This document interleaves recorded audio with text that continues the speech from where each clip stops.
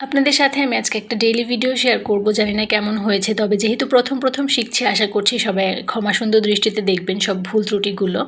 তো hello everyone, আসসালামু আলাইকুম। আমি শিফা চলে এসেছি আরও একটা নতুন ভিডিও নিয়ে। আশা করছি সবাই অনেক ভালো আছেন, আমি আলহামদুলিল্লাহ অনেক বেশি ভালো আছি। তো সেই দিনকে সকালবেলা উঠেই কিছু রুটি ছেঁকে রাখছিলাম যাতে পরবর্তীতে গরম করে খাওয়া যায়, এবং আমার হাজব্যান্ডকে কিছু রুটি ভেজে দিয়েছি এবং ডিম ভাজি করে দিয়েছি। সে খেয়ে অফিসে চলে গিয়েছে। আর তারপরে তো দেখুন বেসিনের কী অবস্থা।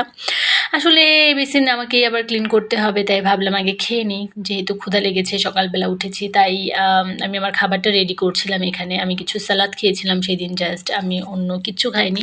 যেহেতু লাস্ট কয়েকদিন আমি অনেক বেশি নুডলস খাচ্ছিলাম, তাই আমাকে অনেকেই কমেন্ট করছিলেন যে নুডলস এত বেশি খাওয়া ঠিক না, নুডলস খাওয়া কমান, হেলদি খাবার খান। তাই আমি এখানে হেলদি খাবারটাই আজকে খাচ্ছিলাম এবং ভাবছিলাম যে ঠিকই বলেছে সব আপুরা।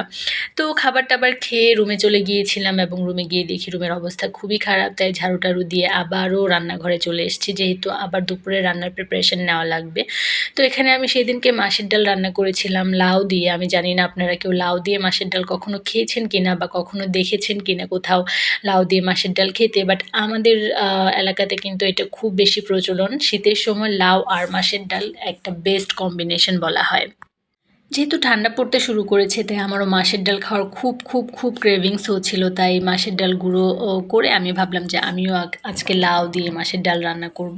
তো যেটা ভাবা সেটাই কাজ, আমি এখানে লাউ দিয়ে মাছের ডাল রান্না করছি। তো মাছের ডালটা এভাবে গুলে নিয়েছি, তারপর কিছু পানি অ্যাড করলাম এবং এখানে কাঁচামরিচ পেঁয়াজ অ্যাড করে দিয়েছি। তারপর আমি তো লাউ অ্যাড করে দিচ্ছি, যেহেতু লাউ দিয়েই মাছের ডালটা খাবো, তো এখানে লাউটা তো অ্যাড করতেই হবে। এখানে লাউটাই হচ্ছে গিয়ে মেন ইনগ্রিডিয়েন্ট আমি বলবো। আর আপনারা কেউ না খেলে এভাবে একবার খেয়ে দেখবেন, খুবই টেস্টি হয়। তারপর সেটা চুলায় বসিয়ে দিয়ে ভাবলাম আমি তো এখানে লবণই দিইনি। তো তারপর একটু করে লবণ দিয়ে আবারও ঢেকে দিচ্ছিলাম। আর পাশের চুলায় আমি লাউয়ের খোসা দিয়ে আলু দিয়ে ভাজি করছিলাম। আর বাহিরের রোদ দেখছিলাম, যে হালকা ঠান্ডা পড়েছে, একটু বাইরে রোদে যেতে পারলে মন্দ হতো না, বাট কোনো উপায় নেই যাওয়ার। শুধু রান্না করলেই হবে নাকি, চুলেও তো কিছু দিতে হবে না, সব কিছুই তো মেনটেন করতে হবে, স্কিন, হেয়ার।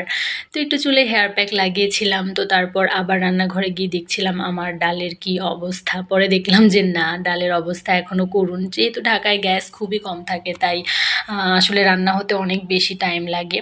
তো ওদিকে রান্না হচ্ছে, এদিকে আমি সকালে যেহেতু একটু সালাদ খেয়েছিলাম, তাই আবার একটু ক্ষুধা লাগছিল, তাই আবারও আমি একটু শসা খেয়ে নিলাম।